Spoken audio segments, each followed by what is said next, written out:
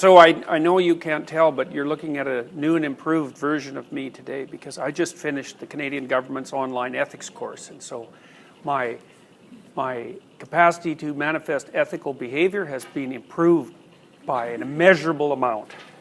So, okay, so today we're going to talk about... What's that?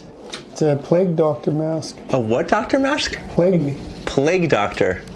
Are you the plague doctor today? Apparently. Maybe not just today. There's good old Carl. Thanks. You're welcome. Alexa, what's my schedule? Here are the next 4 events. Today, at 12 p.m., there's lunch. At 2:20 p.m., there's Ben Shapiro interview on YouTube channel. At 3 p.m., there's Michael Shermer. And at 5 p.m., there's Mikhailov's birthday. You want to hear more? No, I haven't read Michael's book. Where is it? Right there. On the other side. Oh, I can't see it from there. No. I gotta read that today. That made me mad. Yeah, I see that. Yeah. Shaking again. Oh well.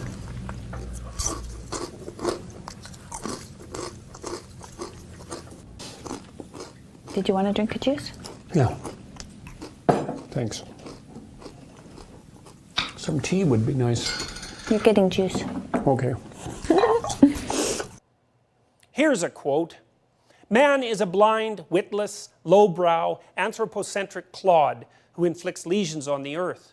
And Jordan Peterson, clinical psychologist at the University of Toronto. Because the left thinks, well, big corporations, bad. And the right thinks big government, bad. And maybe you should just think, big, bad. I guess we didn't talk about this one. You know, that's not a copy, that's an original. And there's a bit of the statue of David in this one, I think, because the hands are quite exaggerated in size, you know. And that, at least in principle, gives the figure more power, because hands are so powerful. So, I mean, obviously he's about... on a podium, he's about the same size as me in representation, but his hands are at least 50% bigger than they would be in real life. So it's kind of an interesting technique. So people ask me, you know, sometimes people are shocked when they come into the house because I've got paintings of Lenin. It's not like I don't know he was an absolutely murderous tyrant, but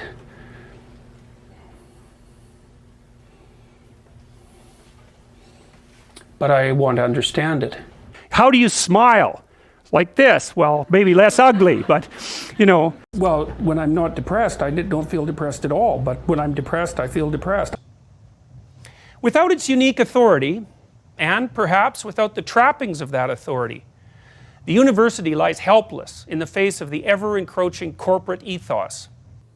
Given that that's their absolute bread and butter.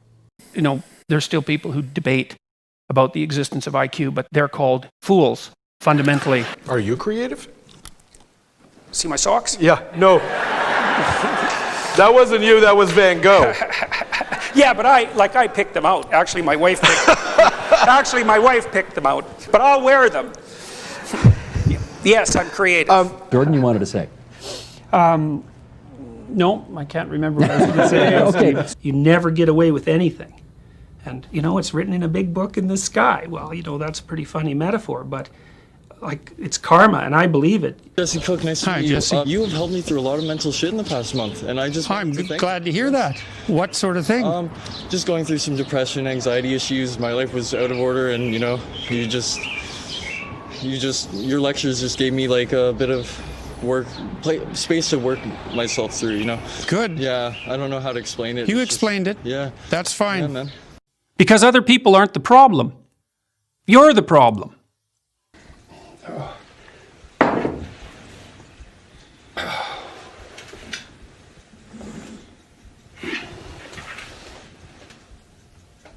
You haven't been like getting up and doing yoga with me? Got a tight muscle. You'll have to start getting up and doing yoga with me again. So what muscle is that?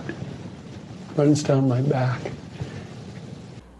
Okay, so this is a painting from the former Soviet Union. Oh, wow. And it's a group of Russian revolutionary youth who are about to be executed by this gentleman here. Osama bin Laden is dead. Yeah, there's no evidence for that whatsoever. Financial interactions are predicated on trust, and trust is predicated on mutual integrity. And the idea that you should act in an integral manner is rooted in a historical sequence of ideas that suggest that inside each person there's something that's divine. And that's rooted in the idea that there's something about consciousness that mediates between chaos and order. It's a very complex set of logic. And the reason that the financial system is embedded in that is because trust in integrity and in moral goodness is actually the foundation of the financial state. So it isn't just an accident of history. And it's not something that should be tampered with lightly. So it's only been there for 50 years, you know. Most people do not have careers. They have jobs. Well, here's a good thing to do if you want to have a creative genius as an adult child. Die before they're 10. That helps a lot. So there's quite an extensive list. So if you're inclined to do that, suicide would really do it because that'll keep the testosterone flowing. My father's about 80. He's 83, I think. 81. He's 81. Okay. No, but do you understand that for a woman watching this and who is a victim of sexual harassment in the workplace, I don't care about that. He's probably going to call you. I'm going to call him. Okay. Hi there, it's Dr. Peterson calling. Yeah, and who is the risk management office? And what needs to be done here is I need the names and the phone numbers of the people who are making this decision. Yep. Bye. Scum rats. So just come a little closer, dear, and I'll protect you from the world. Now, obesity is a bigger problem now than starvation. It's like we should have party in the street for that, right? There's more fat people than there are starving people. You know, it's a perverse sort of victory, but... I'm trying very hard to make sure this doesn't happen, but we'll need to discuss with Dr. Peterson how we can proceed if this occurs I'll in fucking minutes. go anyways.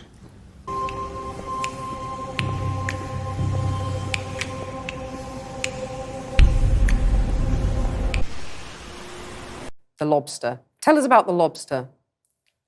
Well, that's quite a segue. And they come out and say, well, you're a horrible person. It's like, yeah, oh, well, no, but I get your point. And then it just goes, whomp. Read more. Just what kind of man is emerging to replace the chauvinists of yesterday? People kept saying that I sounded like Kermit. And I thought, well, one person said it, and I thought, well, whatever. But then like 5 people said it, and I thought, oh my God, like this Kermit thing. So then I went and listened to Kermit, and I thought, oh no, it's like really, I really sound like Kermit, you know. And so then, well, then I started to play with it a little bit, you know. I used the puppet, and when I went to speak to university students, and I made frog jokes, and then I made a couple of videos that sort of featured me as a frog, and I mean it's crazy, right? It's ridiculous, but I modified my Kermit puppet here, which you can probably see that, I guess, and I've done a response video which I'm going to launch pretty soon. So this is Hitler the frog. And the spokes frog, by the way, and he, well, this is what we've come to. So, all right, let's answer some questions. Why should the young strive for anything? What's that? But you take any virtue too far, off the cliff you fall. The white noise generator. My name is David Lindbauschu. I'm unwell. I need help. I need help. You're in the right I just wanted to meet you. I'm unwell. I called 911. I hope that you get up there. I want to be up there. Find the help that you need. I'm so glad that happened because I think it just elevates. Pardon me? It was a little hard on David. No, not at all. I think prophets of sorts exist always. Yeah. I think Dostoevsky was a prophet. Nietzsche was clearly a prophet. I mean, he predicted what was going to happen in the 20th century. Yeah. Can you imagine predicting what's going on? So how in the world are you going to solve a problem when you can't even measure the consequence of your actions? Like, how is that even possible? And besides that, well, what's the solution? What are we going to do? Switch to wind and solar? Well, good luck with that. Just try it and see what happens. We can't store the power. Germany tried it. They produced more carbon dioxide than they did when they started because they had to turn on their coal-fired plants again. That wasn't a very good plan. Well, we don't want nuclear. It's like, okay, what happens at night? The sun goes down. Well, isn't that something we should have taken into account? Oh, we got to flip on the coal-fired plants. Well, so it was a complete catastrophe. And people need so little encouragement. It's just unbelievable. And it's clearly the psychometric measures are the most reliable and valid. Period. No one disputes that. So except people in women's studies, and that just doesn't count. I spent a lot of time reading. I worked for a UN committee for 2 years on sustainable economic and ecological development and read a very large amount during that period of time and learned a lot, much of which made me much more optimistic than I had been before I read the relevant literature, which was a real shock to me. But the climate change issue is an absolutely catastrophic, nightmarish mess, and the idea that that will unite us is that's not going to unite us.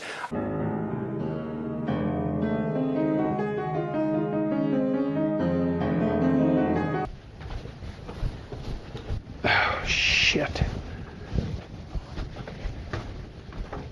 Forgot to charge my phone. Good morning. Women wear rouge because it reminds men of ripe fruit. Right, well, for a start... Why do you think women wear rouge? I have absolutely no idea. But Right, I will tell that's really not a very good answer. Well, yeah, you said before there were lots of things you don't know the answer to. But I'll tell you one thing. I'm not criticizing your perspective on this. You're criticizing mine, so I'm presuming you have an alternative idea. Why do you think women wear makeup? Why do you think there are an enormous number? Let's go back to why women wear rouge, because it reminds men of ripe fruit. Okay, first of all, not all ripe fruit is red. Why would you want to... we evolved color vision to detect ripe fruit. Do you want to eat women? No. I think unless men are having sex with ripe fruit... You might want to taste them. That's not really... And where is the evidence that women who are redder in the cheeks have more offspring? What do you think happens during the sexual flush? But that's the key point, isn't it? Is that you would expect, actually, if this is a sexual selection, that women who are redder would have more children. We would get progressively redder over time. One of the hallmarks of youthful skin is the proclivity for it to flush red. And yes, youthful women have more children. It's a primary sign of fertility. Wait a second here. What do you think women wear makeup for? Come on, if you're going to go after me on this, okay. Let's people say, well, women wear makeup to feel better about themselves. It's not a very deep analysis. Why makeup? Why facial makeup? I'll tell you why I wear makeup.